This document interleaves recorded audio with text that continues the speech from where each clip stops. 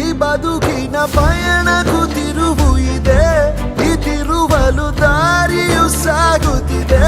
ದೇವರ ಆಟವೋ ಜೀವನ ಪಾಠವೋ ಸಂಚಾರಿಯಾಗು ನೀ. ಈ ಬದುಕನು ಬರೆದವ ಯಾರು ದೊರೆ, ನಿಕರ ತೋರದೆ ಹೋದರೆ ಇನ್ನಿಷ್ಟವೆಲ್ಲವೂ ಕಷ್ಟವೇ. ಆದರೆ ಹೇಗೆ ನ ಬಳಲಿ